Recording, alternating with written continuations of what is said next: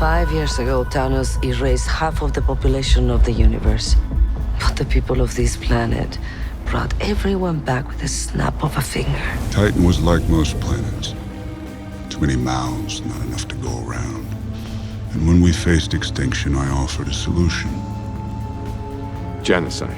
Jesus Christ, you don't know the rules? There are certain rules that one must abide by in order to successfully survive a horror movie.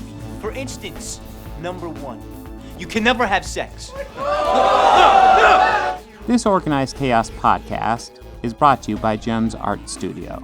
JEMS Art Studio is an online store that allows access to prints that you can use for most anything, obviously as just a picture, or as a wallpaper, or as a bookmark, or anything you can think of.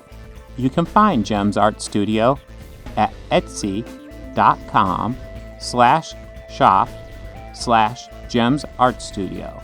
This podcast is also brought to you by listeners like you. Thank you.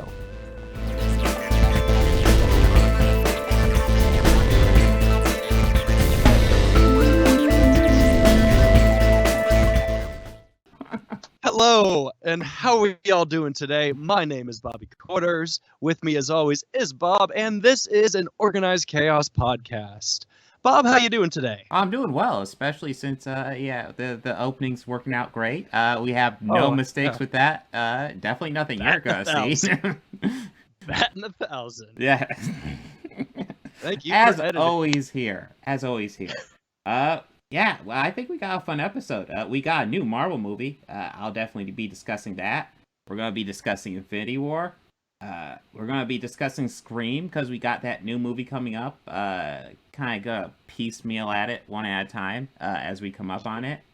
And I'm going to talk a little bit about No Way Home, because boy, oh boy, I think everybody in the universe will be in this movie. But, yeah, you know what? Actually, before I get going, I actually forgot to bring this up to you. But I wanted to go over the poll results for our James Bond pitch. Yeah. Yeah, let's look those up. It's usually helpful to bring this up before we start recording, but you know what? Hey, I'm just going to look it up right now. Oh, hey, live reactions are cool. Yeah. I'm happy. All right, so we got... we probably got around 1,000 votes on these 4 polls. So, oh, wow. All right, so about our pitches from last week, if you guys are wondering. What story take would they like? Would they like to do a revival, which was yours, or a sequel to No Time to Die, which was my idea? With 182 votes on that poll. You are the definitive winner, Bobby. People want to see a revival of the old timeline. So Nice. Now, who will be the new James Bond? Will it be like a crazy pick or a crazy divergent idea, like I went with Ana de Armas reprising her role from the last movie? Or are we going with a more traditional pick with Richard Madden, with 230 votes on that one? And it's Richard Madden. He's 74% there. So we're going with the traditional James Bond, which, if we're doing a revival, makes absolute sense. Yeah. Makes sense. Yeah. Now, I'm just thinking, like, if they actually go through with Madden and that legit is the first movie, I just don't know what I will have to say. We will be bringing up Richard Madden because he was a major player in Eternals. So he was okay. Okay, now the third one. Who will be our villain? You had Christoph Waltz and I had Josh Brolin. 278 votes. We're getting Josh Brolin. I'm okay with that. So Josh Brolin in your script. So I guess he's playing Blofeld, and all right, that would probably work. The trouble I had with that was I was trying to think a lot about it, about like how they always cast those films, and how like they would rarely cast Americans unless they were playing Americans. Mm-hmm.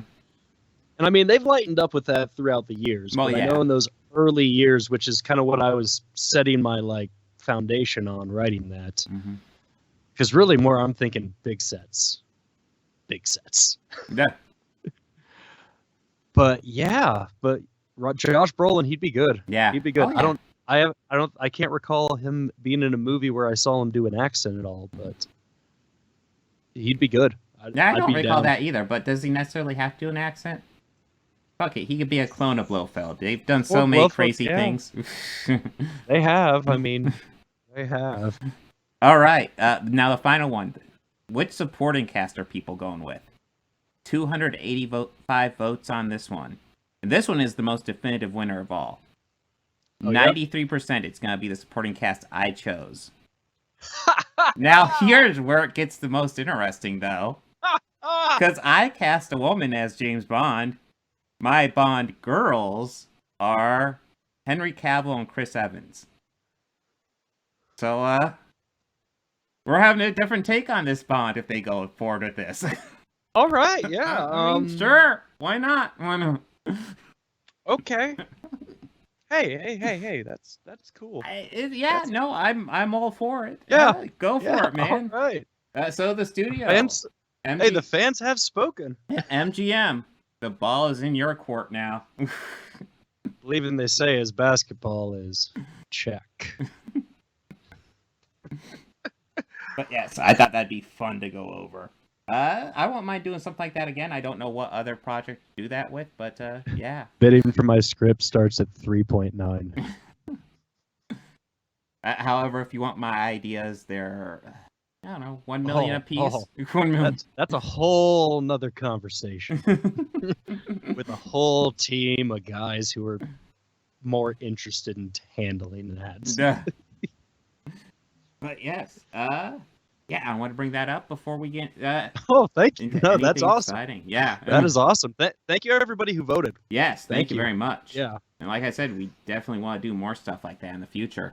Yeah, and if you guys think of a movie that you would like to hear how we would write it, or something like that, something just like the Bond thing, or even our continuation, or whatever, we'd be down. Because honestly, this was a lot of fun to do just on our own. Yeah, I enjoyed doing this. Yeah, this was a lot of fun. Yeah, no, it's just kind of, yeah, it's not something it's actually something I usually try not to do, because it's one of those movie critic things where you're actually trying not to rewrite the movie. You're just trying to judge what you have. Yeah, but you don't want to, however. Yeah, but it is fun to occasionally go off and just be like, oh, fuck it, I'm going to rewrite some shit. Yeah, I mean, we're not like, I mean, I'll say this though, if you do decide that you want to hear us do something like this again, and we will, I'm just gonna say I'm not touching any Kubrick. Oh God, I'm not. And as for me, my bidding for A Clockwork Orange 2 will be starting at. I will send you my copy of the book. Okay, it's going to be a direct offshoot out the last time we saw them in Space Jam: A New Legacy. It's going to be Dim, the story of Dim and his rise to political power. Oh. Dim is actually Boris Johnson. Nice. Well, I mean, actually, it would probably be more like Georgie if it were like the book. You see, I haven't read the book, so I have no idea. Book's great, actually. Real quick read, too. Yeah. 21 chapters. Oh. But yes. But it's that Droog talk the whole time, so there's a lot of like going, all right, wait, what the fuck does he mean by that? They have like a little translator at the bottom of the pages for like the first section of the book. The rest you have to kind of reference or just remember. It's Kubrick. Fucking Kubrick. Well, that was the author. The author that's still that was Anthony Burgess. I almost said fucking Arthur Burgess. I almost said Arthur C. Clarke. Arthur C. Clarke. Really, the whole reason why I said Kubrick is I'm not touching 2001. No, well, that's a masterpiece. Kind of an offshoot here, but you made me think of it. I used to have when I went to OU, one of my my minor was film, and one of the classes I took was theater. And he asked us to read a whole bunch of plays and stuff like that. And, when he walks in, he's like, every time I walk in, he had a thick accent. He was like, these students, all my classes, they don't know the great playwrights. Like, have you guys heard of Athomino? And we're like, Athomino? He's like, you haven't heard of Athomino? He wrote Death of a Salesman. And we're like, oh, God. Arthur Miller. Oh, my God. Yeah. Yes, we've heard of Arthur Miller. Yeah. I know Arthur Miller. Nobody recognizes through your accent, dude. Sorry. Oh. Rough. Actually, I kind of relate. I have a new GM at my job, and he is like right outside. He is originally from right outside Cologne, Germany. So he has a very thick accent at times. He speaks English very well, but sometimes I have to kind of go like, what? What? Sorry again. Yeah.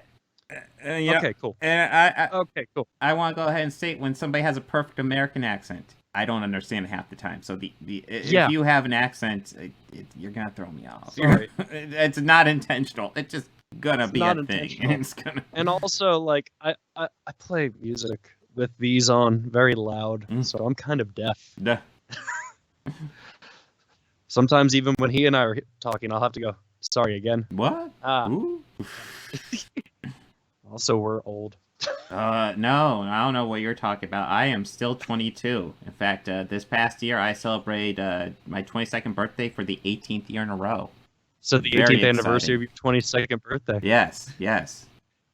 Nice. I'm looking forward to the one I have next year. It is the 17th anniversary of my 21st birthday. Ooh, nice. In a row. You show off. No, I'd be a show off if I was showing off this new T-shirt I got. Ooh. Do you want to see it? Sure. I mean, I'm showing off my WandaVision here. Yeah. So this is a purchase I do not. There we are. Purchases you do not regret buying. Yeah. Let me pull it up more into frame. There it is. One giant leap for mankind. Yeah, you just see some things and you just know it. You shouldn't pass them up. All right, cool. All right, let's. Are we ready for Eternals? Yeah. I'm a full disclosure. I did not have a chance to see this. Someone stole my bank card, so I was dealing with all this. So, Bob, why don't you tell me about Eternals? Well, Eternals is kind of getting quite a reputation right now. It is currently the lowest ranking MCU movie on Rotten Tomatoes. Wow. So I went into this a little concerned. I was scared. So I went in, and I do have to admit that the beginning is not paced great. But I left the theater, and so far, I would have to say this is my favorite of the MCU movies this year. Okay. It was definitely better than Black Widow and Shang-Chi, neither of which were bad, but they were kind of standard. This was something different, which I appreciated. Pacing issues a bit in the beginning, lots of characters to go through, but here's the good news. For the most part, I like all these characters. I would actually say the weakest ones, and I kind of hate saying this because they both have their reasons, but it's the leads. It's Cersei, played by Gemma Chan, and Icarus, as played by Richard Madden. But there are reasons. As for Cersei, she's essentially the new leader of the group throughout most of this movie. And I feel like they didn't write enough for that, because there's a lot to write for that, because she wasn't prepared for leadership. It was just kind of thrown on her, and they really didn't write much about that for her to do, and that there's a whole bunch to write about that. I don't know why they missed out on that. And as for Richard Madden, we'll get into that when we get into spoilers, but he plays things very close to the vest in this movie. But yes, we are talking about the Eternals.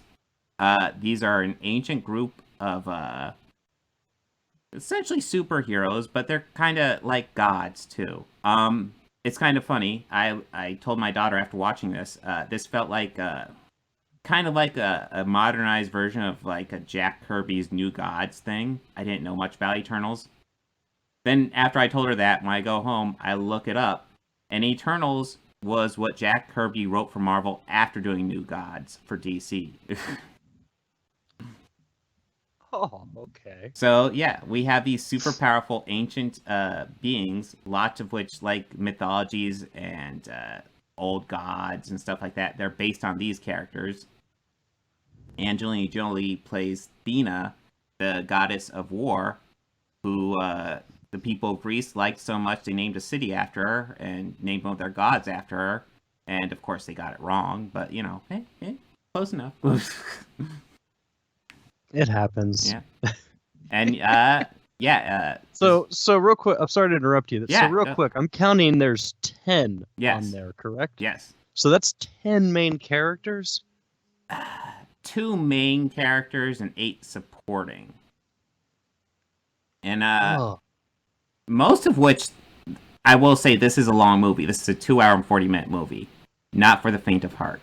I think it might be the second longest MCU movie. Next to Endgame only. That being said, once you're through, probably the first... Like I said, it's a little sluggish at the beginning, but once you get past that little bit of sluggish part, it goes by fairly quickly. And by the time you're at the end, you're kind of invested with pretty much all the characters. With the exception of the speedster, Makari, I want to say her name is. She's the one that runs really fast, and they do pretty much nothing with her. She's just kind of there. And like I said, I wish they'd done more of Circe. As far as the Richard Madden Icarus character, I said we'll get into it, and we will. But yeah, these ancient superheroes have been on Earth forever, and they've been sent there to fight deviants, and that's their sole mission. Or at least that's what they think.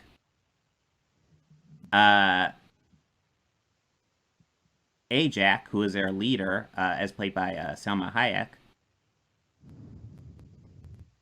Let's see. I'm trying to think how I want to unfold this, because there's lots of twists in this movie, and one of the things I will say is the movie is actually fairly predictable. But, I don't know, it still is a good experience, because it's kind of crazy.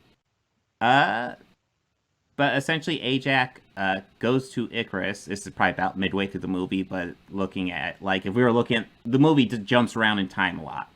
So this is, 2/3 of the way through the movie where we get what I'm talking about right now. But fairly early as far as raw story. Probably before, the very beginning of... Well, before we see the characters in modern day. Ajak, who's the leader, calls Icarus over to her. And she says... I'm going to rewind it a bit again. 'Cause there's a lot to unpack with this movie. There is. well, I wish you'd seems seen like it so we could bounce a bit more. Yeah. I'm sorry, bud.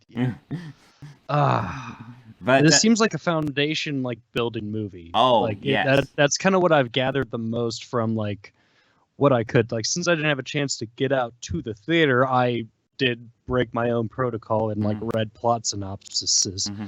And yeah, it did seem like there was just a lot. Actually, let me see if I could pull it up here. Yeah. In fact, I'm just going to go ahead and go into what the Eternals really are. Because Ajak dies, her leadership ability and her ability to talk to the Celestials, who are their leaders, who they essentially get their orders from, that gets transferred to Circe. And when she gets that ability, she's immediately caught up, talks to a Celestial. Oh my god. I'm terrible with that word, by the way. But what we find out is that they are sent to planet... That celestial seeds are sent to certain planets, and the Eternals are sent to that planet to defend those seeds. And from that seed, life springs. So obviously, that's supposed to be the origin of humanity and all that. And the Eternals' job is to guard that planet until the Celestial is ready to be born. And in case you're wondering, essentially the planet is like an egg. And when the Celestial is born, the planet just kind of destroys, and it's done. And why Ajak calls Icarus to her later is essentially she says, hey, when Thanos wiped out half the population, it really set back the Celestials because there has to be a certain amount of life on Earth for them to give birth.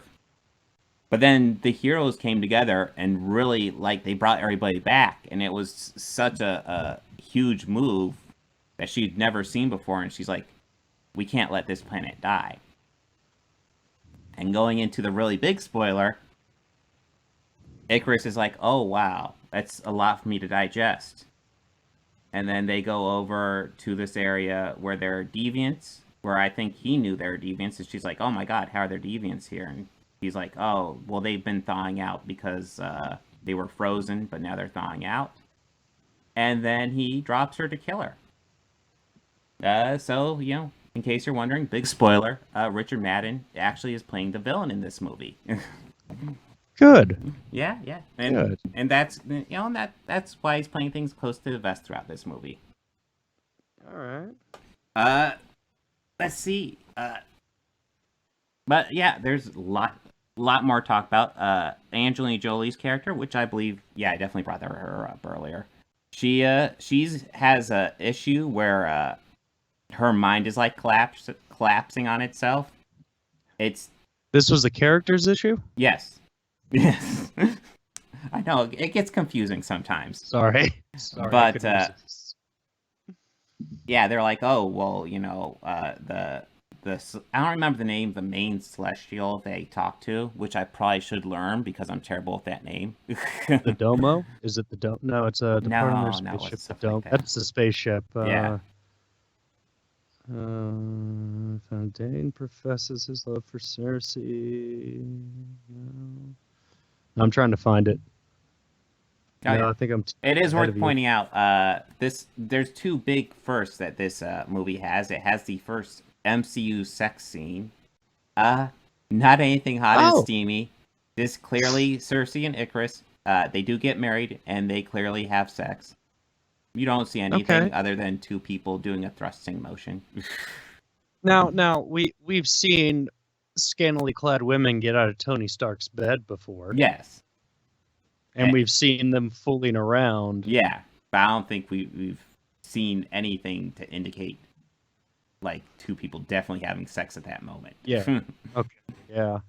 Like you probably see more of the girl fooling around with Tony Stark in the first Iron Man than in this.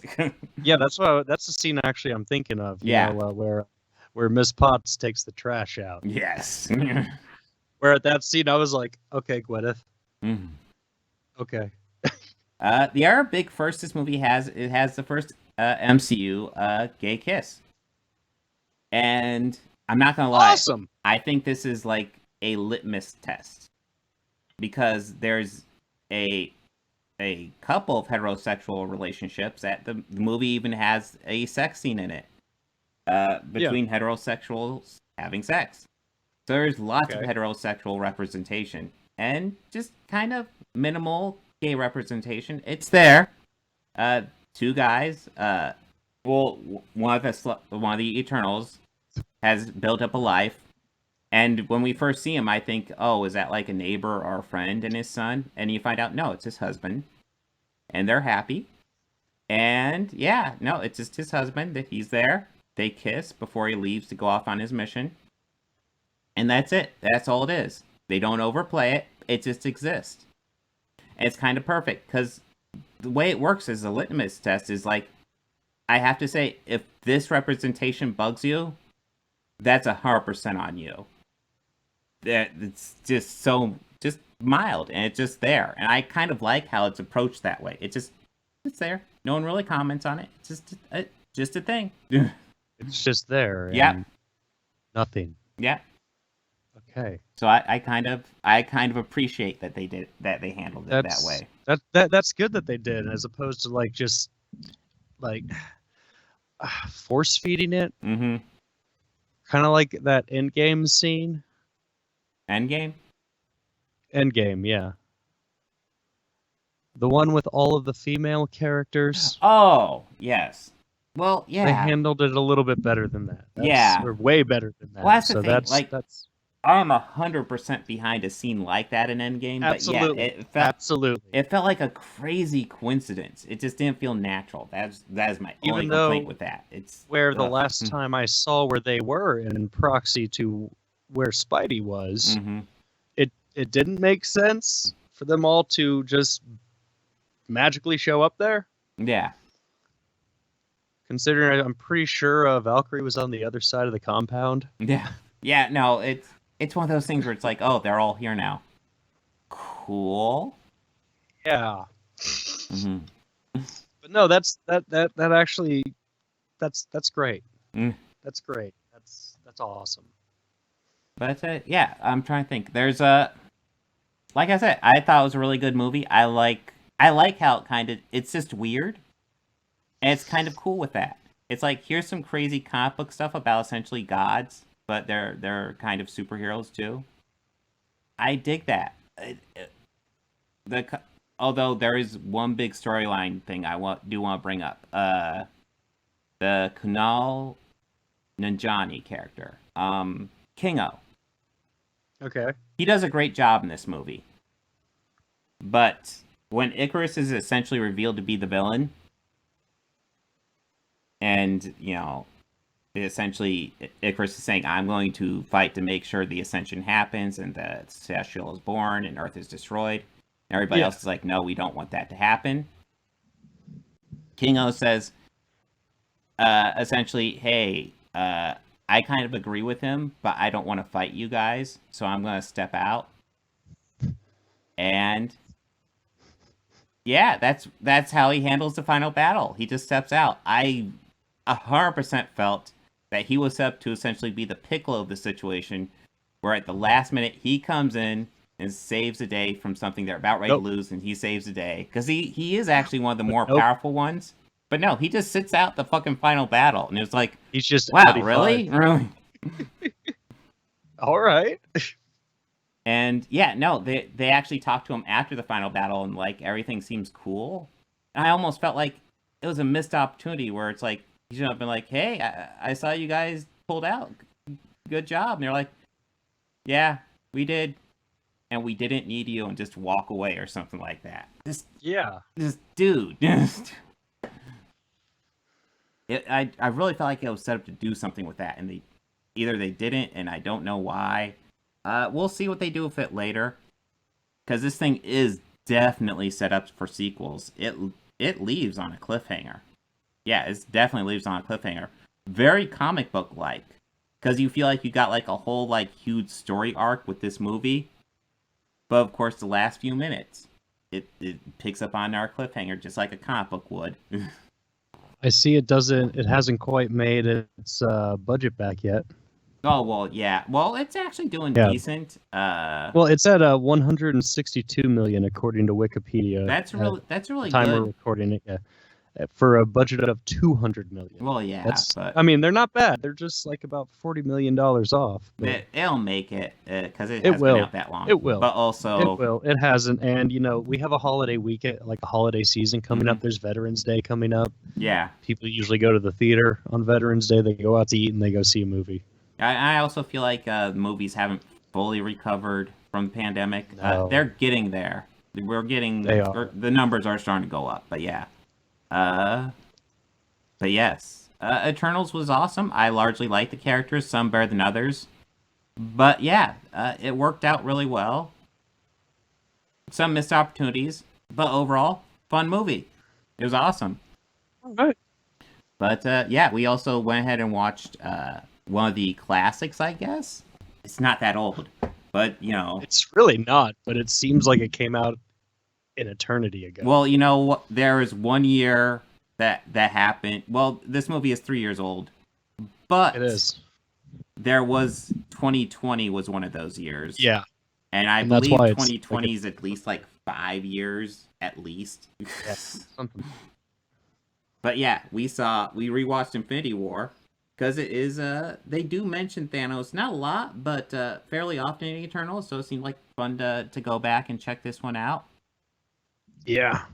And one of the questions I had was, does Thanos know about these Celestials, and is that why he wants to wipe out half of life? Because that would all of a sudden make a whole lot more sense.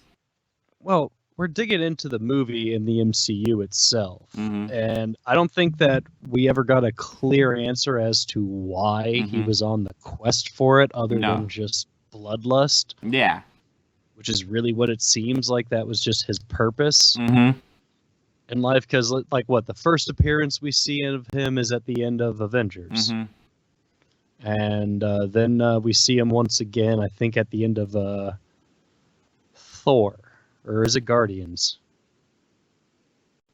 Well, I want to say his biggest role before this was the first Guardians, where he sits in a chair a lot.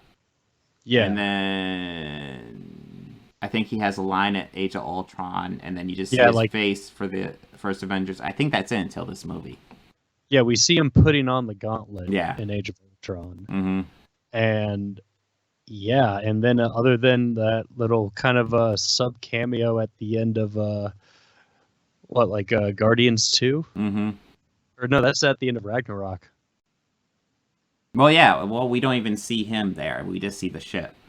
We see the ship, and Yeah. that just It's takes just- us right into Yeah, it moves Endgame. right into this, which is or awesome. into Infinity War. Yeah, no, Mhm. it was awesome, and we still never see him acquire the Power Stone, Mhm. which is something I kind of still wish that they did show. Well, yeah, but they do show a lot. Well, I mean, yeah, he throws a whole fucking moon at Tony Stark.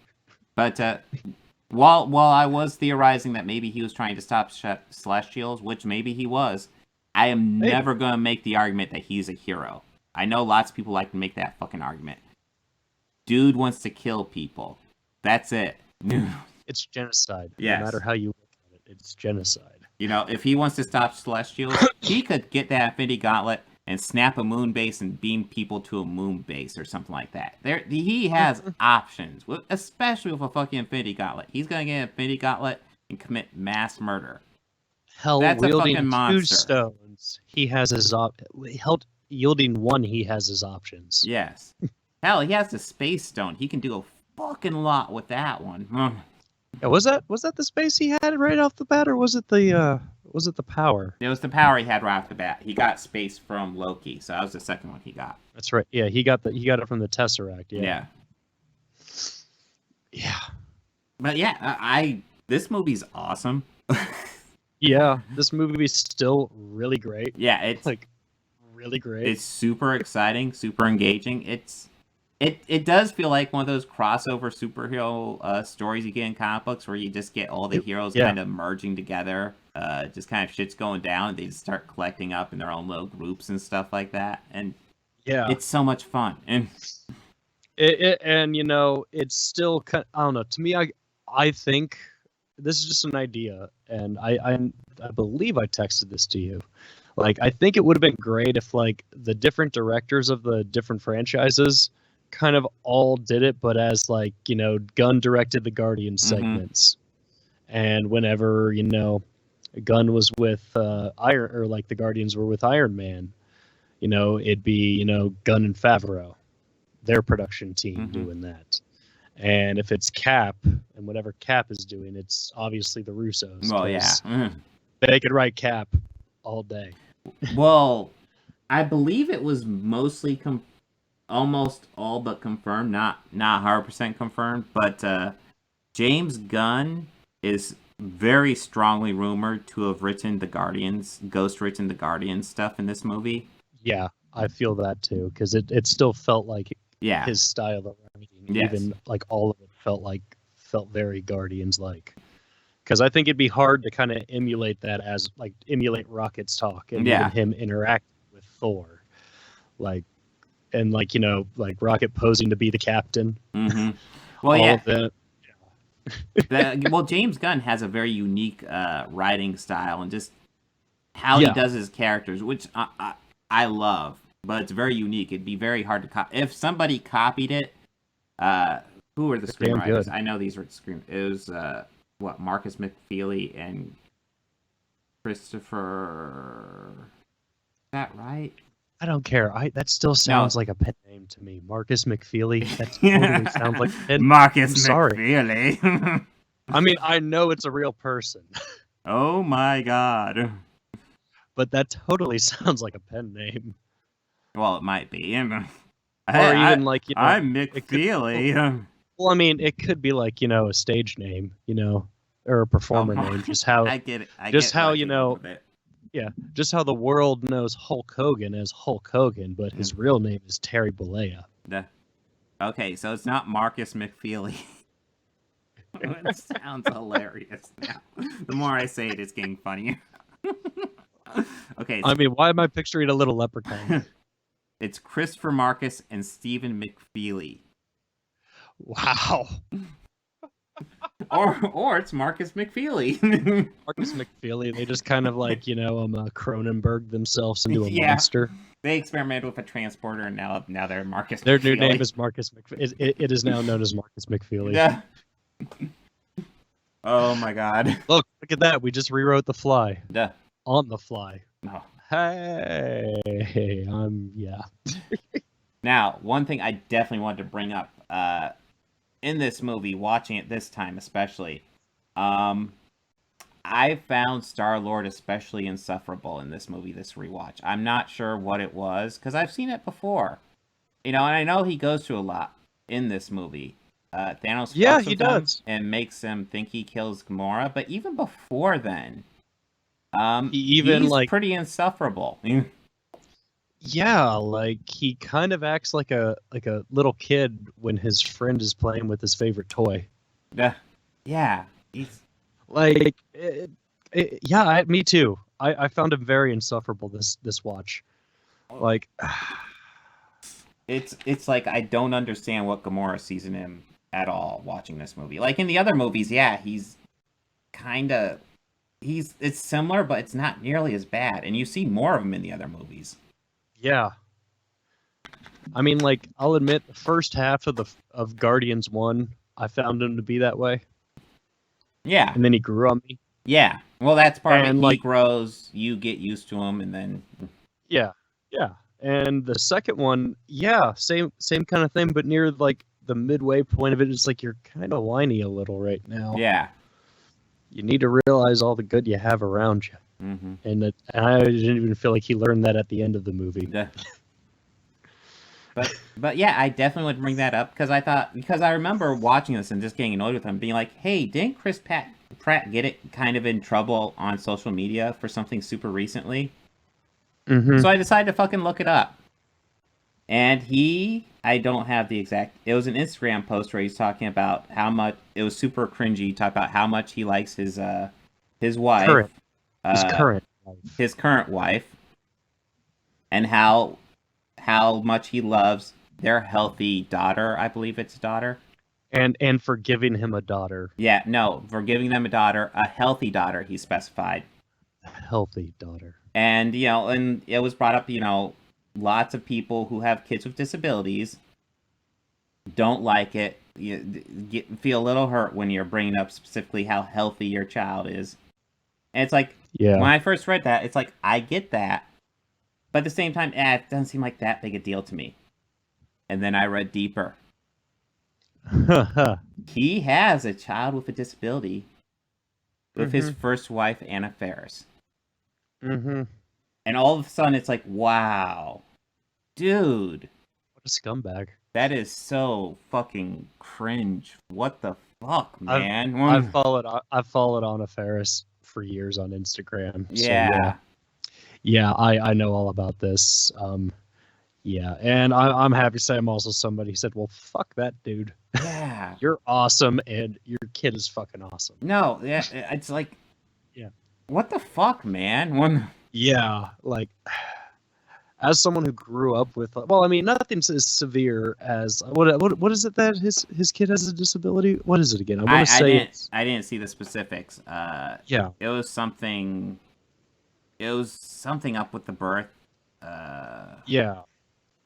Fuck, I don't know. I didn't go into the specifics. I just was like, God, what a dick. But I mean, it's nothing like I grew up just with learning disabilities, and even then with the public school system, you get treated like a black sheep. Mm-hmm. And I just even publicly, I couldn't even imagine. I feel really kind of just boils my blood. Yeah. Like, yeah, a certain degree. That's not cool. Mm-hmm. Period. Like, what a dick. Yeah. No, he is. But don't worry, he's a Mario. No, if we're ever playing the weakest link and we have a whole bunch of celebrity Chris's up there, and we have to decide who's the weakest link, is it Captain America, Thor, Captain Kirk, or Star-Lord? Star-Lord's fucking gone. Star-Lord's gone. I don't even care if he still has It would be celestial like- powers. He's gone. Yeah, it'd be like, okay, Star-Lord, you're gone. Kirk, how are we getting out of this? Yeah. Well, Kirk's too busy getting banged. He's not really gonna be helpful. Oh no, you're still gone, Star-Lord. No, you're still gone. I know he's useless, but you're still gone. Cap, would you? Yeah. Thank you. Thank you very much, sir. Also, I found myself while watching, because right after I watched this, I kind of couldn't help it to watch Endgame immediately after. And I did find myself saying the same thing I did in the theaters the whole time. Cap, language. Cap, language. There's children here. Well, yeah, I do plan on watching Endgame and Apocalypse War again sometime soon. Hints for a future video if you're listening. But yes, I don't know when that'll be, but that'll be coming up fairly soon. Wait, the DC one? Yeah, Justice League Dark Apocalypse War. Yeah. Okay. So that will be coming at some point. DC animated films are on point, even if the story's weak. I've heard really bad things about the new Injustice. I know I haven't been able to watch it because it's not on HBO Max, which I thought HBO Max would be getting all those. Yeah, I thought that they had like a direct contract with DC. So maybe they'll come later because they have like pretty much all the animated movies. It's not the newest one for some reason. They even have, like, in my opinion, the greatest DC animated movie. Oh, which one are you talking about? Flashpoint. Flashpoint's good. Flashpoint. I like Dark Knight Returns more than Flashpoint. Well, to be honest, out of all of DC animated fare, from like the launch of the DC animated studios before they made them for adults, yeah, it would either be the Mask of the Phantasm, yeah. or the follow-up one, not Sub-Zero, the other one about Mr. Freeze. Was there another one about Mr. Freeze? I think there was two. I know it's not Sub-Zero, or I might just be mistaking like the cover of Mask of the Phantasm. I don't know. Mask of the Phantasm's fucking Mask of the Phantasm. Yeah, that was great. But, well, we got that new Batman movie coming up, so maybe we'll discuss that one then. Okay, yeah, cool. Yeah, we got a couple months till then, but yeah. I'm pumped about that too. So that does look good. It's Batman. Yes. Matt Reeves is awesome, so I want to see what he does with it. And I'm curious. I'm also curious about the villains, and I'm trying not to read much about them. But I think the only one I've heard confirmed is Riddler. Yeah, Paul Dano. Yeah. which I like Paul Dano. I think I'll like him more as a villain because I think he's a very good actor, but I usually can't really stand him. I don't know what it is. Seen Love and Mercy? Is that's the Beach Boys one, right? Yeah. Yeah, I saw that one. You still found him the same way? Not as bad, but yeah. Okay. You know who was awesome in that? Cusack. Well, yeah, I was about to say John Cusack really stands out in that one. Great. Yeah, he's really good. But, all right, but yeah, yeah, sorry. We do have Infinity War, and this is kind of a classic. I think it really is. I think they took balls from to actually have the heroes lose, and to kill the ones off that they did. Like, how are you gonna introduce Black Panther, have that impact that film made on society and culture? Yeah, and then the biggest culmination of all of these films leading up to fucking dies. Yeah. It's like you have this huge movie with him in it, and then a couple months later, oh yeah, he's dead. Oh, we're killing him off. That's some fucking you balls. Like that kid? You like that kid? Yeah. Well, guess what? That kid is gonna die too. Yeah. Oh, did you guys think Baby Groot was cute dancing to ELO? Well, that's fucking dead. Did you find his teenage dance hilarious? Yes. Well, guess what? You know those heartstrings? We're gonna Oh. fucking pull on them. We're gonna. Oh, yeah. And he's going to die right in front of Rocket. Yes. In fact, I think Rocket's gonna have everybody he knows dies except Nebula. Yeah. Except Nebula. Yeah. Yeah. Yeah, I'll admit that scene with Rocket and Groot got me a little bit more this time. Mhm. That's the one that got me. I was like, oh god damn it. No, well, the ones that like always get me are Groot and Spider-Man. This Spider-Man just desperately not wanting to die, and you just see him slowly dusting away. It's like, oh god. I was slowly fighting them back, and then they went to Titan, and I'm like, oh god, here it comes. But of course, we also get Star-Lord getting dusted there, so I was just like, hey, I'm cool with that. And I remember even in the theater being like, oh, good. Yeah. No, I even said good. And No. then Strange sucks. Yeah. Mantis dies like, oh. Drax dies, oh. And then Star-Lord dies like, oh, you had it coming. Good. Yeah, you hear the Mr. Stark? No, God damn you, no. Mm-hmm. That real lovable, adorable kid. Mm-hmm. Still, though, this one features is probably one of my favorite Stan appearances out of all of these first. Oh, yes, he was the bus driver. You kids act like you've never seen a spaceship before. You fucking new kids. Come on. Come on. I mean, I'd say my second favorite is a Tony Stank. Mm-hmm. Well, it's just like... I do have to say, talking about Stan appearances, I do have to say it was rather fitting that his last one was an Endgame, because that's a good one for your last one. And yeah, and he looked young. Yeah, I like that they de-aged him and made him look young. That's nice. Yep. When I rewatched it, I was like, there he is. Mm-hmm. Probably doing something similar to what he did in that time period too. Yeah. I still have to say my favorite Stan Lee cameo. Teen Titans Go to the Movies. Yeah. That one was really enjoyable. No, I got it. Mallrats. Well, does that even count as a cameo? He's borderline a supporting character in that movie. Well, I mean, I'd say it's a cameo. Yeah, it's really just one scene, but it's a big scene. Featured, well, yeah, and he has a great monologue too. Yeah. What was it? He was competing with Keith Richards. Him and Jagger. Yeah. Yeah. Oh, Jagger. It was Mick Jagger. In competition to see who could get more girls. Last time I checked, I was way ahead. Yeah, it's like, oh, sure, yeah. I mean, if Stan had ever told me that, I would keep a straight face. I would have laughed. Yeah. Not at him, just more the fact that, wow, you're kicking Mick Jagger's ass, huh? Well done. Nice. So I guess it is true. He can't get no satisfaction. Yeah. Oh, this is good. You just get rewatching it. You get reminded how good it is.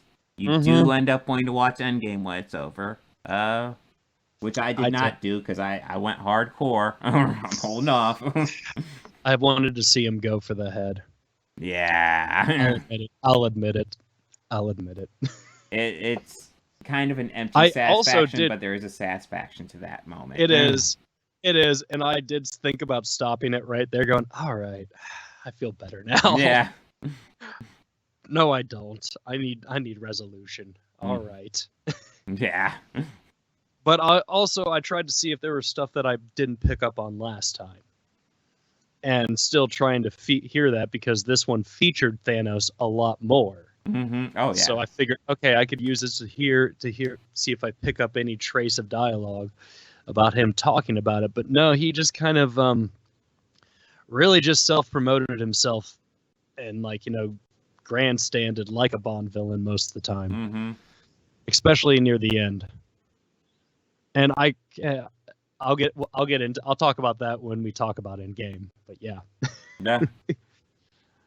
But yeah. But no, Infinity War, yeah, it was still really great, and I mean, like you said, it was just great to go back, and it is kind of like all these different heroes all coming together for one thing. Mm-hmm. So there was just so much that was just really awesome, and I Mm-hmm. genuinely enjoyed so much of it.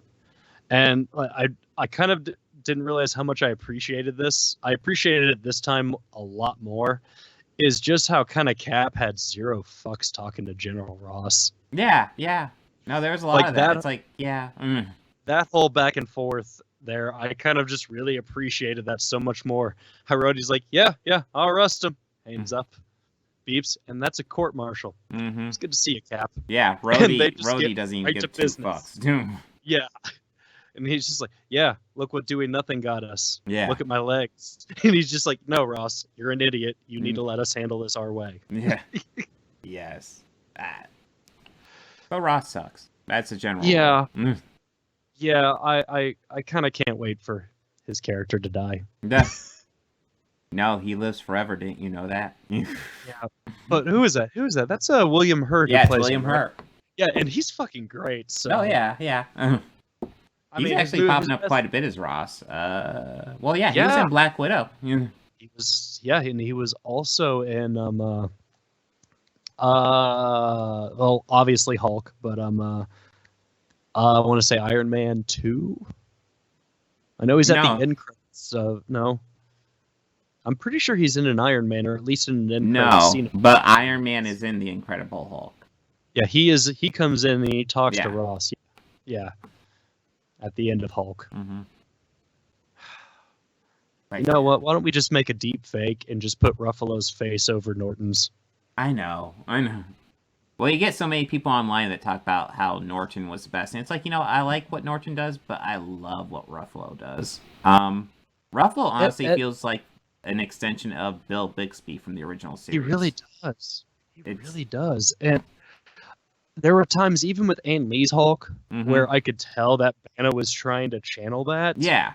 And he did an all right job. Mhm. I just don't feel that Banner was the right actor for it. Yeah. And Ang Lee is certainly not the right director. No, I want to stress that one of the things Ang Lee's Hulk has going for it is that cast. Is the cast. Yeah. Absolutely. Eric Bana is really giving it his all. I don't know And how I feel about him versus Norton. I definitely like 50% Ruffalo's the of- best of the Hulks. Yeah. though. And I'll be honest, 50% of the time, I can't stand Jennifer Connelly, but I enjoyed her in that. Yeah, no, she was great. And I thought Sam Elliott did a great job with Ross in that. Because he balanced Yeah. it with being just this awful piece of shit, but also Such a- somebody who really cares about his daughter. He balances that perfectly. He conveyed that very well. And Hurt did an amazing job at that, too, because Well, but he- I was about but ready to say, his- Hurt doesn't get as well- much a chance to explore that. he kind of has more of just the revelation that he realizes that, he's just protecting my dog. He's protecting Betty. Mhm. Stop. He's protecting her. Yeah. And he has that moment. He's like, my God, what have I become? Mm-hmm. And he realizes that he's kind of a monster. But that not enough for him to change his moral compass, though. Yeah. But, he does know that he's a monster, at least. Yeah. But yeah, Sam Elliott, no, he had such a command on the screen, and it's criminal that man does not get as much work as he should. Yeah, Like, he does all deserves- right. I think he does all right. He does all right, yes. He got a does, nomination not that long ago for A Star Is Born. Completely fucking overrated movie. I couldn't stand that movie, but he was great in it. but Is it better than the original? I have not seen the original. It but, has Chris Christopherson and Mecha Streisand. All I want to say is if it's anything like this one, I have no interest in watching it. Or no, it doesn't have that. I forget. I think that has Barbara in it. I'm not sure. There's been I don't know. several versions. Yeah, I think there's one that has Babs in it. Mm-hmm. I know there's one that is pretty much the story of the coal miners. No, that's the coal miner's daughter. Yeah, Never mind. I'm getting my movies mixed up. it happens. it It does. has those old actors in it. Whatever. Especially with the 70s films. Yeah. But this one, yeah. And I don't know, a lot of it did kind of bum me out a little bit watching it because, realizing that, I do enjoy these actors in these roles. Yeah. But, a lot of them aren't returning to the roles, or they've retired from the role, or Yeah. like Downey and Chris Evans. They're not returning. Mm-hmm. I mean, not even in a voice capacity. Yeah.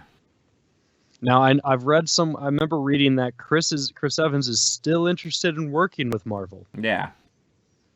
But I'm sure that's like through charity stuff. Like I'm sure he'll put the suit on and do charity stuff. For sure. Cap. Yeah. Because I mean, he was even all about the kid stuff, and I'm even when he got cast, he had like a cheap, like store bought Captain America outfit that he would go to the children's hospitals. I think that I think he's an awesome guy. No, the little bit I've seen of him, he seems like a really cool guy. So, but yes, Infinity War, awesome. Oh yes, and it does the little bit I want to bring up because I brought up at the beginning. Thanos, does he know about the Celestials, and is that why he's trying to reduce the population? I don't think he does in the MCU, but it's worth noting in the comic book that Thanos, his heritage is half eternal, half deviant. Yeah. So in the comic books, he would definitely know about that shit. Yeah. So maybe they'll rework it in later. Yeah, and I believe in the comics he was trying to seduce the goddess Death. Yes, in the original Infinity Gauntlet story. Yeah. That was his motivation. He wanted to show off how he could kill like half the population. He wanted to impress her with that. And of course, she wasn't impressed. And yeah. It's different than the movies, and they're both fucking awesome. And then Nebula had to come in there and start fucking some shit up. Well, Nebula is fucked up until she happens upon a moment. Yeah. But yes, Infinity War. What we have up next? Scream? Yes. Scream, the 90s classic. We got a new Scream coming out in a couple months, so we're gonna work through the series, and I remember really liking this series. I do too. I remember kind of being meh to 3. And actually I remember being pleasantly surprised by 4. I was definitely pleasantly surprised by 4 because I had no expectations with 4. I had nothing. Yeah, and nothing. And from what I gathered of how they were framing the movie when they were building it up, mm-hmm. I was just like, oh, so she's going to be the new Sydney, her cousin. Mm-hmm. Okay. But, so I'm going to say goodbye to these 3 in this movie. Yeah. Awesome. Nope. No. But let's dial it back to 1, though. Yeah, 1. I do have to do a correction because you brought up last week how Matthew Lillard said he had a way to bring back his character, and my brain immediately confused him for Jamie Kennedy's character when I started talking about him. And if you go back and listen to that podcast, it's gonna make a whole lot more sense if you know that. Because I'm watching, and you'll really get my. I'm okay, yeah. I have to recall like what I thought of when you were talking to me because I was thinking like I think we're talking about 2 different people. Yeah, we are very much talking about 2 different people because my brain just because it's been years since I've seen these movies. I just remember liking all of them. I am concerned about the new one, but we'll have to see how it works out. Wes, and it seems like Kevin has a very limited role in it. I saw writer executive. Maybe producer, definitely not writer. What I saw was I saw writer. I did see writer. I saw him under writer, but the writer credit was characters created by. So yeah, it doesn't mean anything. Oh, okay. So we gotta see how they handle it. I would assume they're doing a horror revival with the new one, which I think they could. They could. That's a cool story. I would like to see Kevin involved with it. Obviously, we can't get Wes involved, unfortunately. Well, I did see something from a featurette that they did recently. I think it was Variety, maybe, where it showed some footage from the film, and it showed just like a nice downtown shot of Woodsboro, a predominantly featured Elm Street sign. So, I mean, that makes me at least think the little tip of the hats are still going to be there, which is stuff that I always really appreciated as like I got more into horror after watching Scream and going back and watching it again, picking up on those, because the first time I watched it, I mean, I will admit this completely and totally, it spoiled the first Friday the 13th for me. Oh. When I first watched this, I had seen Halloween and I had seen other Friday the 13ths. Just never Friday the 13th. Well, I actually, I watched this one with my daughter, this most recent viewing. And, okay. yeah, no, when she was asked that question at the beginning, who was the killer on Friday the 13th? And she answered Jason, and it was like, no, and my daughter was like, no, that's right. And I was like, no, not the first one. Nope. Yeah, no, but I love this movie, rewatching it, I really, I appreciate this movie, because it's a solid horror movie. Yeah. But it has a lot of fun with itself, too. A lot. It is, and it's it was very groundbreaking for its time, because it was very self-aware, and that was something that's unheard of. Mm-hmm. But it is just, I was very happy with it. Mm-hmm. And still, it held up amazingly well. There was some stuff that was just a little cringe. Well, little. Okay, I'm kind of curious what you're talking about, because I didn't really pick up much Billy sneaking into Sydney's room. Oh, because he was horny. Because he was horny. Oh, yeah, I don't know. Little I guess cringe. I'm used Little to that cringe. scene. Oh, yeah, well, there's lots of... Well, what? The Courtney Cox, when she's meeting Dewey? It was something about... Oh, what? Most of the boys who like me are 12 or something like that. I guess I missed you by a year. Yeah, and it's ooh. Oh. Ooh. Oh, Ooh. Courtney, what are you saying? Ooh. But yeah, there was so much of it was great, and there's a lot of it that I kind of had fun with it this time. I tried to think, okay, now I've seen this enough. I know, spoilers, Billy and Stu are the killers. Yeah. Now, who's doing who in that first scene? Who's doing what? I imagine it's Billy on the phone and Stu being the physical presence scaring her. So he's moving the boyfriend over, ringing the doorbell, knocking on the door. I kind of assumed it bounced between them. Definitely there's probably only one on the phone. Well, it definitely took the two of them to get the boyfriend over there and tied up. It definitely took the two of them to do that. Yeah. And I imagine it took the two of them to get her up there on the tree, but how they did it in that time. The time that from when the parents walked inside the house to the time that the mother walked right back out the house. Yeah, that's a good question. Of course, this isn't a movie to be taken 100% seriously. No. What I imagine, if anything, they probably just had it all pre-rigged, so they just laid her in and hoisted her up. Stu washed off, went over to Tatum's house, and we snuck over to Sydney's. And one of the things I really appreciate about this movie that you don't get with these normal slasher movies, usually it's some immortal monster they're up against. This Ghostface killer gets beat up and all types of stumbles around. And when it's revealed who it is, they're idiots. They're assholes and idiots. Well, here's a fun thing. The bathroom scene. Okay? Yes. I don't think that was either Billy or Stu.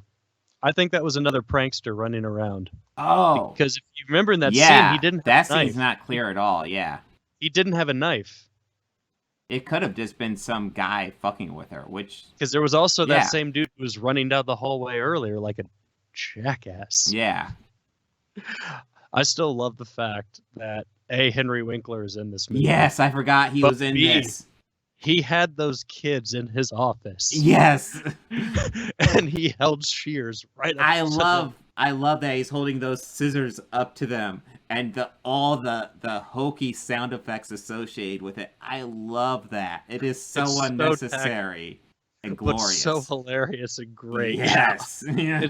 It's like fairness would be to rip you up and hang you from your inside so you would see all those gutless, desensitized little shits that you are. Yeah, and he's just holding these scissors and it's like, shing, shing, shing. It's like, you're both my expelled. God. Get out of my... Now go. And it's like, damn. Damn. Yeah. Henry Also, I did Winkler notice awful. He was awful. He was awesome. kind of yeah, he was really awesome. I also did notice something interesting about that scene when he meets his demise, which I still don't get why he died. But yeah, I'm not sure either. That kind of comes out of nowhere, but you do get a little semi cameo in his closet right before the semi cameo. Mm-hmm. In his closet for a split second, I actually just had to pause it just at that exact moment, and I saw this. There's a leather jacket in that nice that is that kind of faded brown, almost. It's Fonzie's jacket. I'm convinced. Yeah, didn't you know this is a offshoot of Happy Days? Did you know that? Days, yeah. This is what Fonz these happy days are your these happy days are your and mine. The Fonz became a principal. Is that natural for his character? Well, that whole scene with the scissor shears makes a whole lot more sense now.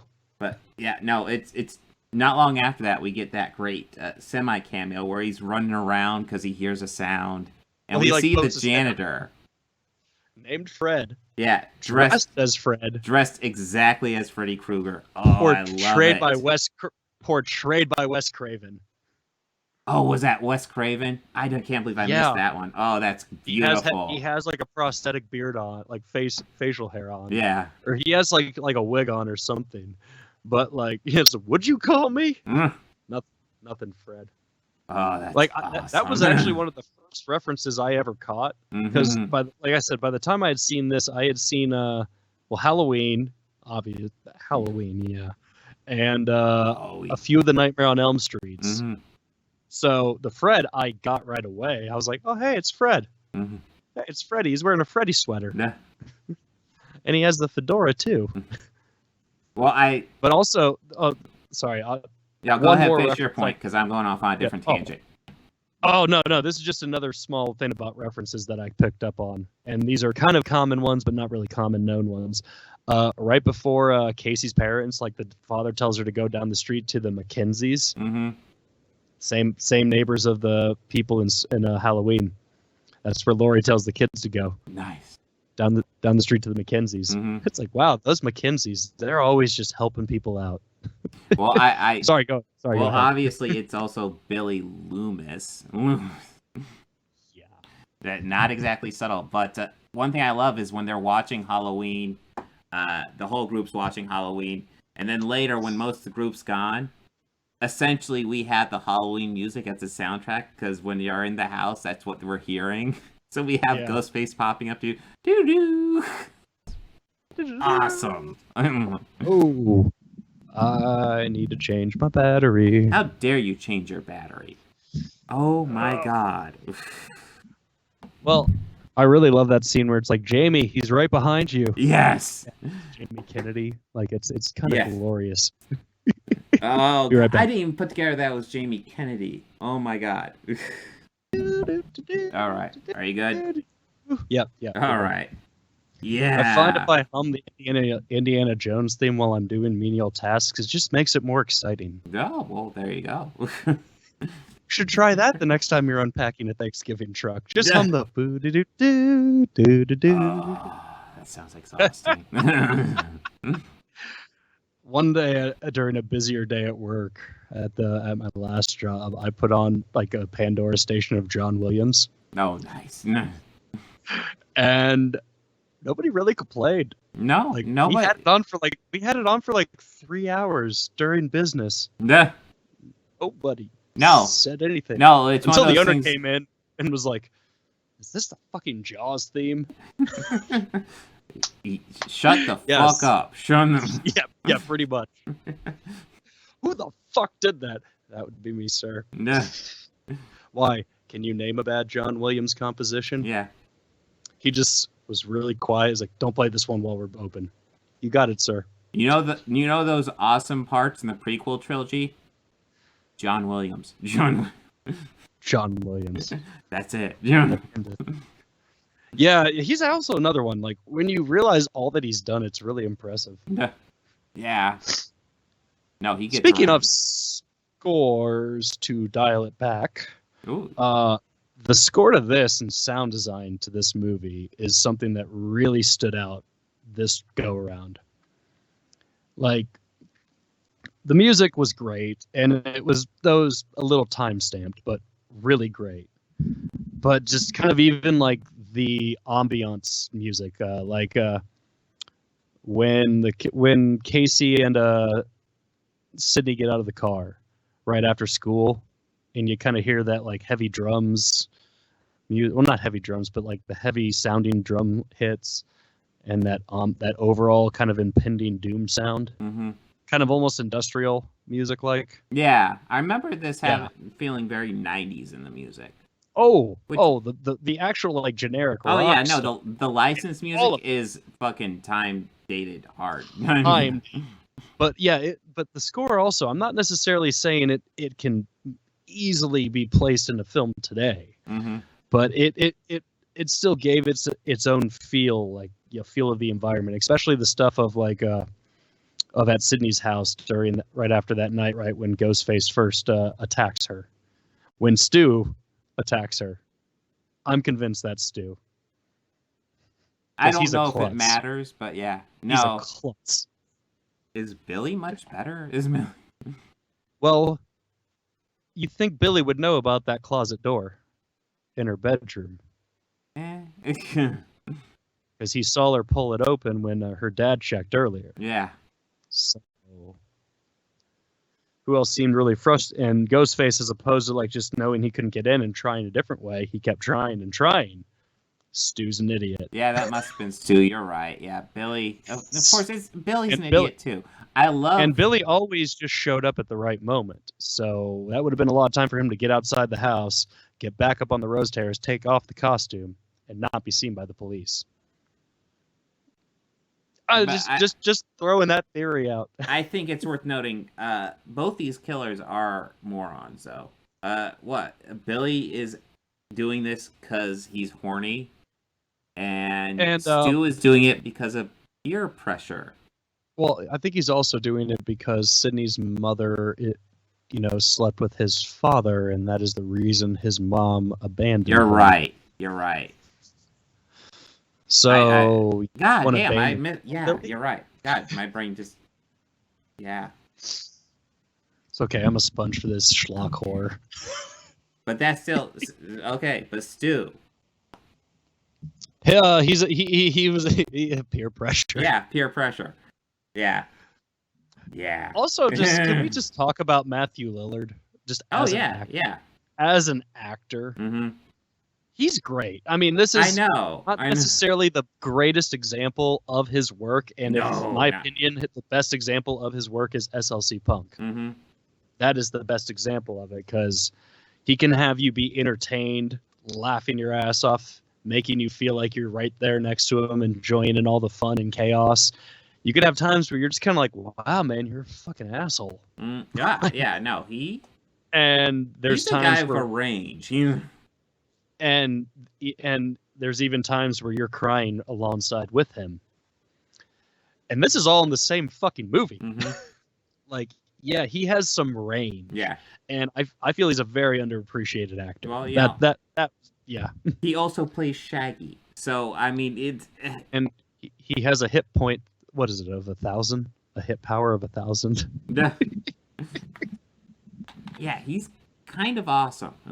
What's kind of really hilarious is when that started going around, I saw him on Twitter and on Instagram saying, commenting to people, "Don't you underestimate my power." Nice. And it's like, oh, he's going in with it too. That's awesome. Yeah. Honestly, let's see. Yeah, no, everybody does a good job here. So, except for whoever decided to release this as their cover, because Screed Ulrich did not have any facial hair in that movie. But yet he has it on the cover. That's right, he didn't. Look at him. Yeah. I don't think they care. I don't. Look at it. It's mocking you. Well, I'm looking at this, and they must have alphabetized it, because I'm looking at, like, the cast, and David Arquette gets first billing on this. That's got to be alphabetized, right? Yeah. You'd think that Drew Barrymore would be top billed, because she was, like, the most famous actress at that point in time, aside from Courtney Cox. Well, no. Neve Campbell's the obvious lead, but... I did kind of love the subtle Dawson's Creek jokes too. Oh, really? You see, I'm not familiar enough with Dawson's Creek. Those probably just went over my head. They were like kind of subtle ones, like very subtle ones. I think like it's a reference, like the window thing. Oh yeah, I think Dawson might have done. Come to my window, yeah. Mm. And there's also one in I Know What You Did Last Summer, I think, where they get in the car and that song's on, and like Jennifer Love Hewitt or whoever's no, I'm sorry, this is in Urban Legends. But Kevin Williamson wrote that.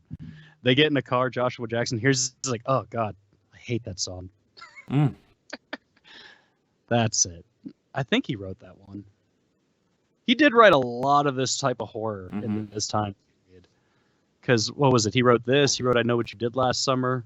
I'm not as familiar with him as you are. I haven't even seen I Know What You Did Last Summer, so... Yeah, it's worth it. Yeah. You get to watch young Jennifer Love Hewitt act her way around a movie. Sure. Not well. No. I mean... She was pretty hot at the time. I'll give her that. But, yeah. It got a sequel. It got a sequel. No, the best part of the sequel is Jack Black dying. Oh, that's about the best part of it. I'm not a fan. But yeah, Scream. Oh. What? Excuse me. Let me get plenty of coughs on the podcast. Your podcast will be cough filled today. Yes, just checking the levels. But yes. Scream. Yeah, I really appreciate watching this one because it's a good horror movie, but it's fun too. Like it knows how to be funny and yet still kind of creepy. It balances it perfectly. Yeah, and like it has the meta commentary on it, which is something that I really kind of love. Yeah, and it makes me feel like this stood out, but it has definitely been copied and emulated since. Mm-hmm. Like, without a doubt. Oh, yeah. This is just a really great series, and it was fun to go back to it. Yes, it was. It was fun to go back to this movie. Well, we'll slowly work our way through this series over the next couple months. And there's even a TV series, and I was going to talk to you about it, seeing if there's a way... I was thinking about... I know it's available on Hulu. Yeah, well, I know it's available. I don't know if we want to put in the time to watch it. But I was going to discuss with Bobby a way to see if people want to vote on that. But we'll come up with some sort of deal. Because I'm done with that. Yeah. Let's absolutely put it to a vote. Yeah, absolutely. But yes, Scream, the first one. Classic. If you haven't seen it, check it out. Yeah, because it's worth it. And before I get to my soapbox, I have to let a cat out of my room. Okay. Kitty!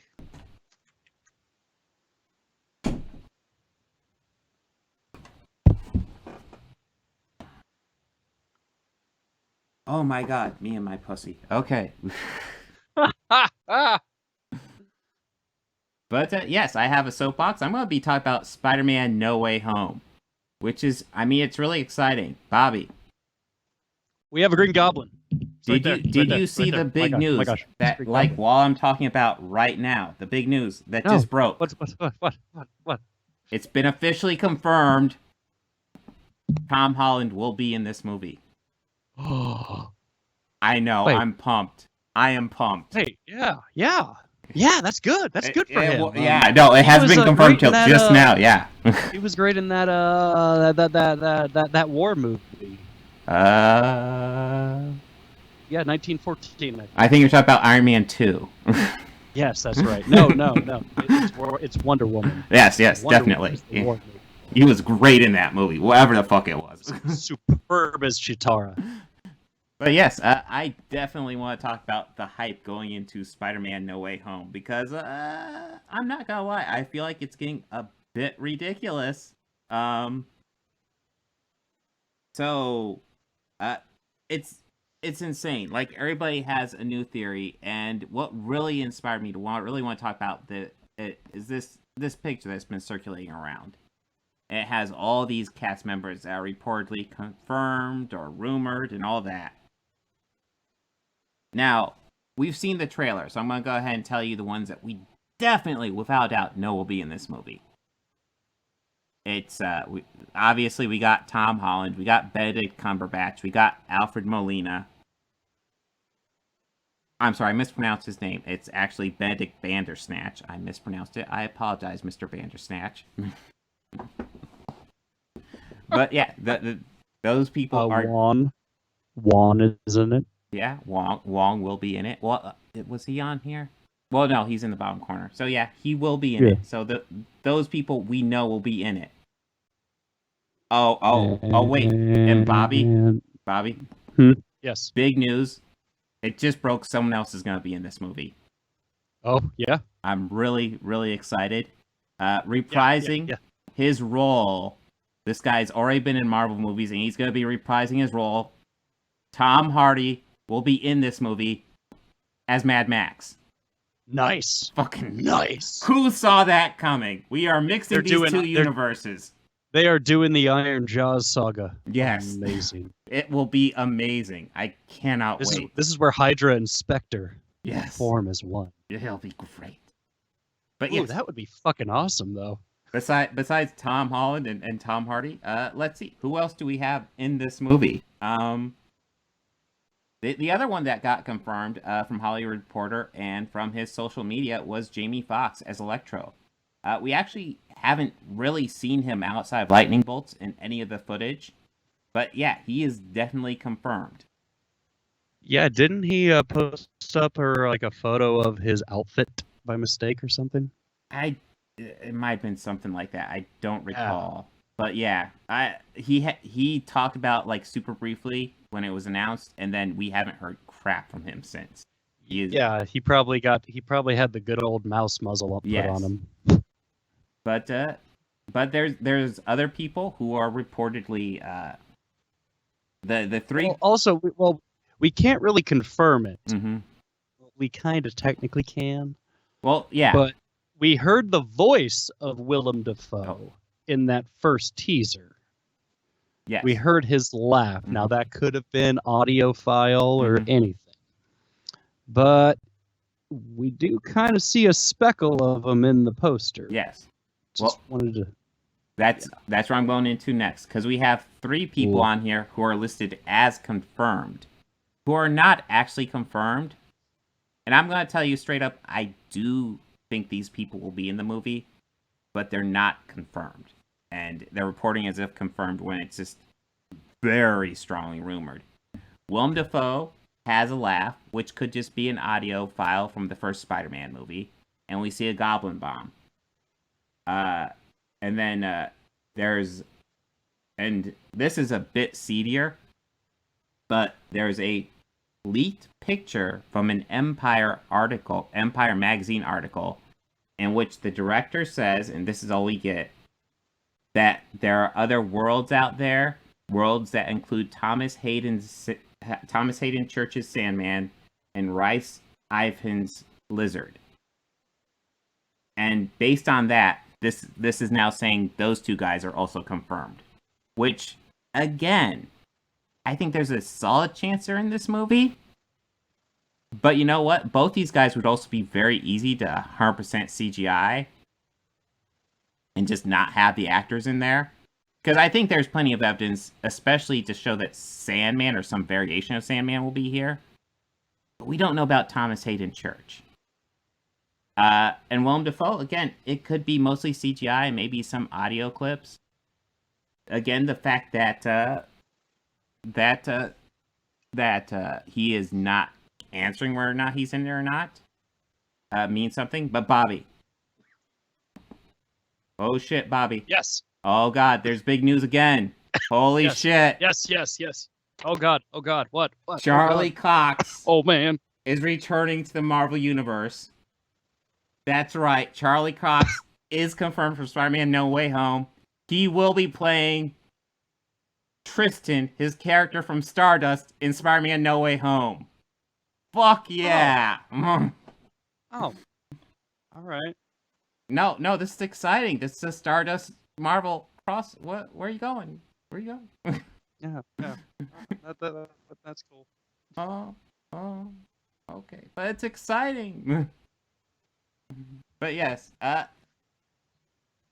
again, I brought those three because we actually have more evidence that Willem Dafoe's in this movie. Looking at the trailers, more evidence that Willem Dafoe's in it than Jamie Foxx. But we have all these people on here. That goes the same for Thomas Hayden Church as well. Yeah, Thomas Hayden. Well, no, we just see sand for that. Well, that could also just be dust and debris. Or Durbus. We see a lot of sand.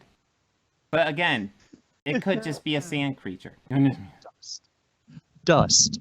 It could be a Mysterio illusion. Sure. Oh, well, because it could people be. thought he was going to Absolutely return. They thought he was going to return from Far From Home, too. But here's something big to also point out.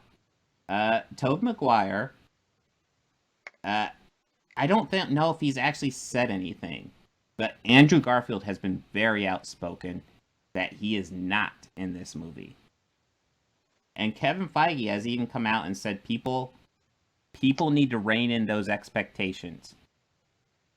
And that's the thing. We even have, I don't even know if we want this many people in this movie, because it's going to become a clusterfuck fairly quickly if we do that much. I mean, I feel like we would almost need a full movie to put Tom Hardy's Venom into this universe if we're going to go that route. Because he has no connection to Spider-Man at all right now. Other than just them mentioning New York, but they never say if it's Tom Holland, New York, Andrew Garfield, New York, or Tobey Maguire, New York. I just kind of gave myself an idea on how they could do it. Are you talking about the end of Venom 2? Yeah. Well, they show a picture of Tom Holland in that. Yeah, no, I'm just more thinking of like, well, if that type of magic exist, what universe did they leave from? Did the world the San Francisco they lived in and the New York they mentioned in that, was that the same New York as Andrew Garfield? I don't know. Since it's Sony Pictures, and both are Sony Pictures, so in theory, maybe. Yeah, that's that like, as I said it, I just kind of, okay.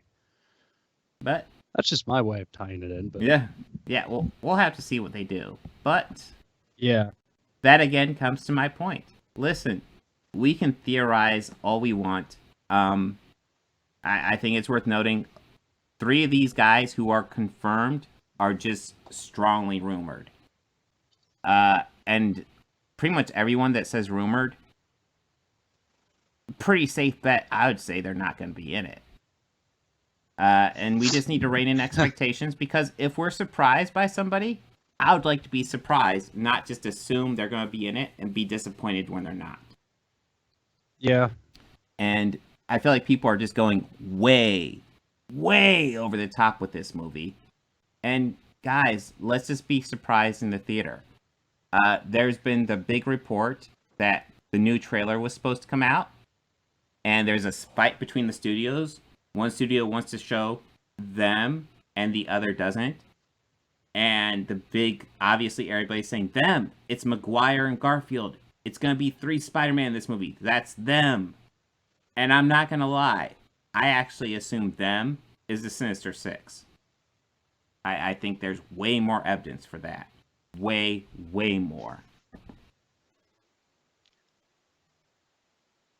But, yes, Bobby? So a quick counterpoint to that. Yes.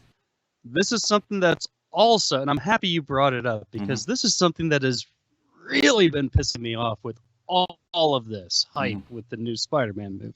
Now, don't get me wrong. I'm fucking pumped for it. Oh, yeah. No, I'm really ready. excited for this.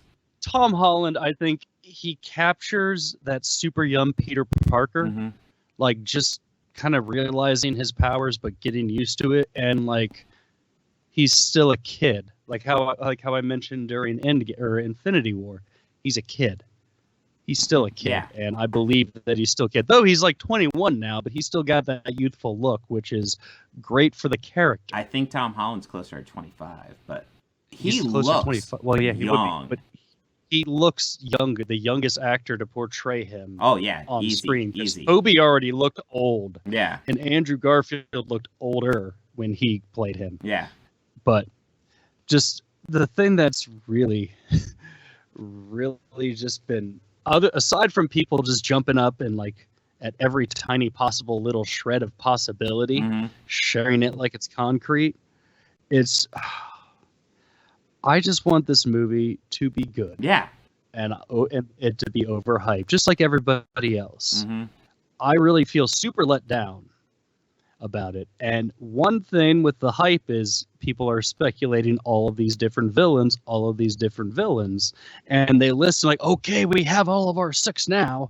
And I'm thinking, you guys are forgetting something that has already been canon to this series. And it was introduced in the first Homecoming film. One of Adrian Toome's guys' code name is Scorpion. Yes. He even sees him in that end credits scene and says, I got some friends in here who would love to meet him. He has a scorpion tattoo on his neck. Bob, isn't Scorpion a member of the Sinister Six? I think pretty much every Spider-Man villain has been a member of the Sinister Six at some point. And if they're doing it with Vulture, Scorpion, and let's see, Green Goblin, Doc Ock, that sounds almost like the original lineup. Yeah. Like the first lineup of it. Yeah, I don't even know what the original lineup was. I'm 99% sure Doc Ock was like Doc the Ock leader. was one of the original leaders. Yeah, so... And it just kind of... And Shocker. Shocker was also introduced in that movie as like I'm going to butcher his name, and I'm sorry, but Bokeem Walker? Okay. Yeah. He was in the first Spider-Man Homecoming. He encountered Spider-Man right outside the school dance. Oh, okay. All right, so original Sinister Six: Dr. Octopus, Vulture, Electro, Mysterio, Sandman, Kraven. Yeah. Yeah. Okay. Well, we definitely know 2 of those are in this movie, without a doubt. 2 of them have been introduced. Yes. And 2 have been introduced in previous movies in this franchise, so... True. Yeah. And I've heard rumor that Kraven... Well, I remember hearing rumor that Kraven was going to be the bad guy in 2.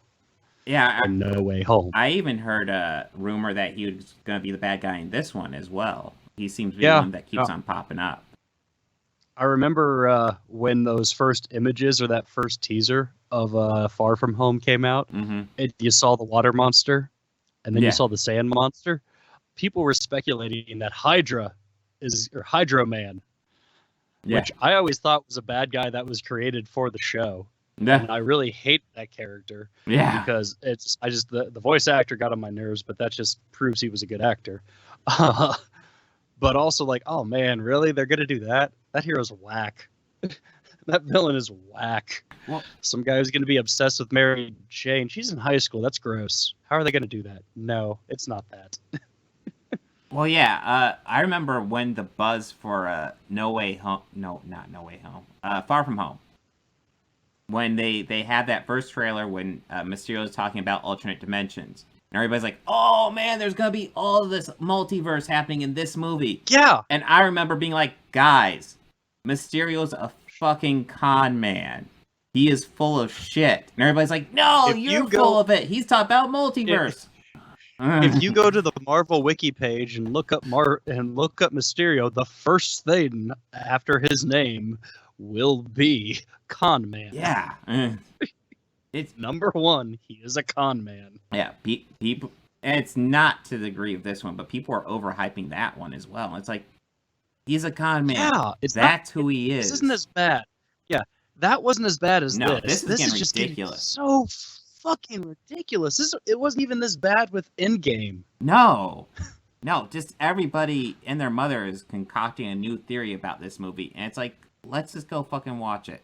I'm getting. I mean, some of my own YouTube feed is just like movie news and Marvel news, and there's every channel, every day, every fucking day it's something new. Well, these Like, my God. these news outlets, like Screen Rant's getting really bad about it, but like, you know, fucking we got this covered bullshit.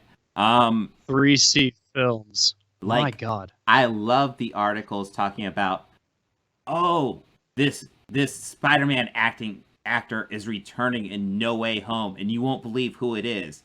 So you click on it, and it's like the actress that played freaking Betty in Far From Home is coming back in No Way Home. Fuck, I assumed that was happening. No shit. Yeah. Martin Starr reprises his role as the teacher. Yeah. Oh, obviously. Fucking exciting. Obviously. Fucking obviously. Yeah. No, but they're all doing shit like that, and it's, oh God, it's driving me nuts. Guys, I'm excited. How about for we be this movie, patient and we all, yeah. but we need to stop hyping it. It's not. All I have to say is, fucking Mephisto's gonna be the villain in this one. You guys know that, right? It's Mephisto. Spider-Man's wearing red. That's Mephisto. That's the closest thing I can think of. Like, it's WandaVision all over again with all these crazy fucking theories. Even that I don't know was quite as bad as this one though. But I wish Cap and Winter Soldier had the theories. yeah, That was just well written television. yeah. Well written television. Oh, but shit, Bobby, big news just broke again. Oh shit. Yeah. Oh shit. Do you realize this poster we're looking at right now confirms that You mean the one with Ultron's face in it? Yeah. It also confirms that Tobey Maguire is in this movie. Oh god, this just came over Twitter. It's confirmed. Are you guys ready? Bullshit. Are you guys ready? Bullshit. Right next to Spider-Man's name, it says fucking TM. What else could that stand for? But Tobey Maguire. Oh, Toby oh, Toby. fucking Maguire. confirmed. Okay, there's a reply on here saying something about trademark, but fuck you, Tobey Maguire. Fuck you. It's Toby Maguire. Yeah, no. Who the fuck is trademark? Well, that doesn't mean anything. There's nobody named trademark in a Spider-Man movie. I don't know. I think he might be a dancer on TikTok or something. Well, there's everything on TikTok. I wouldn't know. Neither would I. Yeah, I'm an old man. It scares me. TikTok's one of those things that it's gone behind. It was like Vine. Like, I was like, Vine? Ooh, a new video platform. It reminds me of Vine. Yeah. Oh. Looking at it, you can only record this short a video? Yeah. That kind of sucks. A new video platform. Ooh, well, YouTube sucks. Let's check this out. You can post videos up to 10 seconds. What the fuck is that? It's like a note to self: work on one-liners. Yeah. So, like, I burp, and then I'm Step already 2. over time. Yeah. Step 2: realize you're not Rodney Dangerfield and you can't write one-liners. Oh, nobody can. Yeah. Ooh, One of the you want to best talk line about a delivery comic ever. who would Oh my god. Yeah, comic who would not be. Well, I would love to hear Rodney's take on cancel culture today. Yeah. I mean, he'd fit at least 6 no respects in that joke. Yeah. In his explanation. But yes, I'm excited for No Way Home. But people, let's stop theorizing about it. Let's just stop and see what happens. Because holy shit. Yeah. See, with these, I'll wait for the trailer. And I just wait for the trailer. Mm-hmm. Now, if they release that trailer and they don't show like the 3 Spider-Mans, everybody's gonna be pissed. So all taking their masks off, standing side by side together. Yeah. Yeah, they're gonna be so fucking mad. Yeah, when it ends up being the Sinister Six, people are gonna be pissed. So now I would be shocked if we actually get that trailer. Have we ever seen any portrayal of Ben Parker in this Spider-Man universe other than photographs? Nope. I don't even think we've seen a photograph. We saw Spider-Man has an old. Tom Holland Spider-Man has an old suitcase that has the initials BP on it. Yeah, BP. Yeah.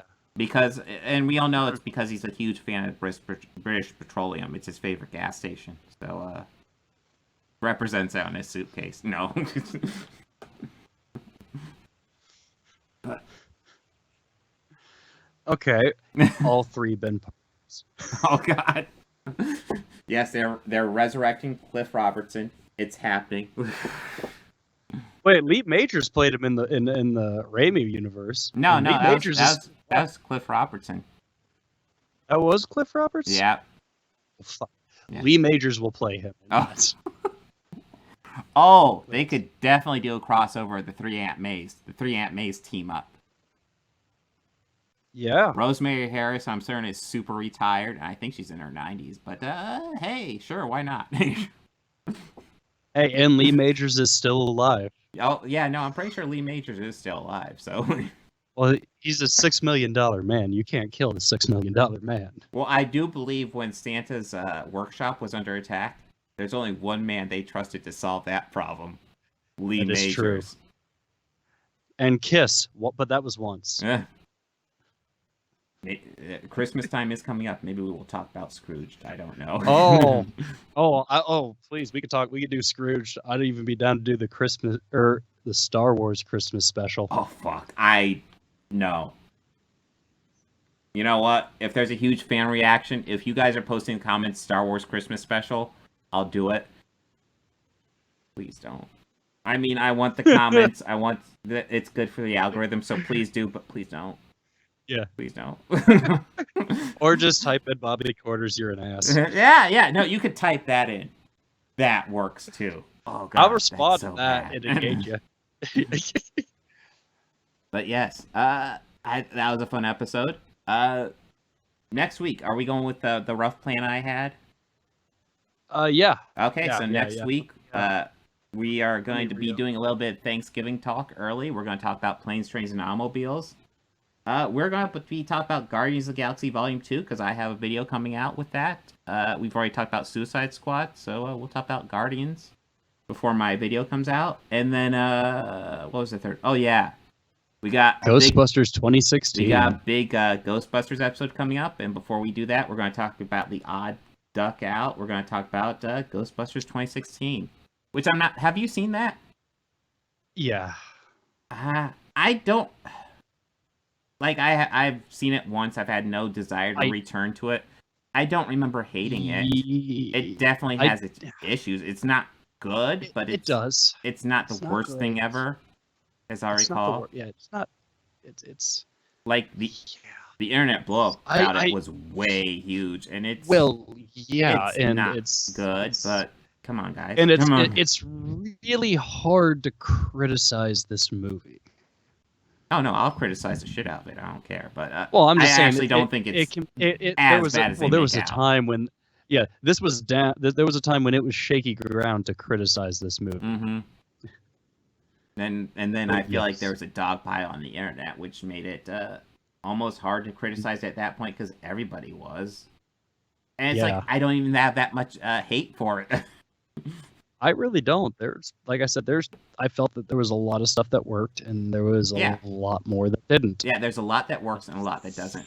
Maybe when I rewatch it, I will have a different opinion. Yeah. But and I mean, my first take before it was, and unfortunately, they leaned a lot on the stuff that didn't. Yeah, I do remember liking Chris Hemsworth in that movie, though. I recall really liking him too. Really thinking he was funny. And I thought Kate McKinnon was pretty good as well. Yeah, me same. But I generally like Kristen Wiig and Melissa McCarthy. Yeah. And I'm blanking. The fourth one's named Leslie Jones. Yes. Thank you, Leslie Jones. Yes. Yeah. And I find all four of them hilarious. Yeah, no, they're great comics. They all really seem like Kristen Wiig and Melissa McCarthy especially were hit or miss for me on this one. Mm-hmm. And it was a lot more misses than hits. Yeah. As I recall. Yeah. We will rewatch it and find out. We will dive into it. Yes, we'll dive into it. But yes, and then if we plan anything else, we probably will talk about that as well. If anything else pops up. But that's the plan for next week. It should be fun. Should be. Anything you want to add, Bobby, before we sign off? No. We might be. I was gonna maybe work on a few. I had worked on a jingle and I had sent it to Bob earlier before we started today. I was thinking about maybe putting a few more together and putting it to a vote for a new theme. If that's cool. Yeah, no, I'd be interested in doing something like that. We can plan it out, but yeah. Yeah. And then I guess the only big thing I have is I finally went ahead and just made an official posting for my Suicide Squad versus Guardians of the Galaxy, because Disney's claim, which you can't even see on there, but it still has a claim on it, but it expires on the 18th, and the 19th is a Friday. Good day for a release. So, Yeah. As long as they let it expire, that's coming out. If they don't, then that premiere date will be changing, unfortunately. I love YouTube copyright bots. Yeah. It's the best. Yeah, I've re-edited the mock music video that I made for school and clearly made it as legally clear that I do not own it and do not claim ownership. Mm-hmm. And still there's a claim on it. I go like, I just want this claim to be gone because that no one's going to see this. Well, no one sees this. You got to dispute it. And then if they renew it, you got to appeal it. And then if they take down your video, you got to appeal that, because they won't take you to court. It's a parody, so. What should I just email the actual author of the song? That probably won't get you anywhere. He responds to fans. I could try it. Maybe. Yeah. Well, yeah. Maybe then. Maybe. Yeah. Although, it's I'm not gonna lie. It's probably the record company, the distributor, doing the claim. Yeah. It almost always is.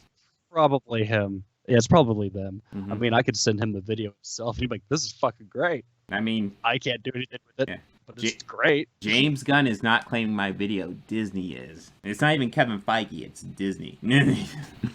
Mouse. Yes. Oh. Give me your fucking money, bitches. Give me your. Oh. You'll go and fucking see it. Oh. But yes, that video will be coming out hopefully soon. I'm looking forward to seeing what you guys think. But until then, next week, you guys have a good one. Take care.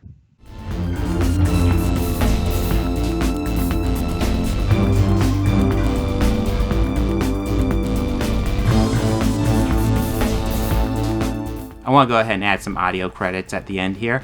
The theme music you're hearing at the beginning and end of this podcast was written and performed by George Johnson, a very good friend of mine.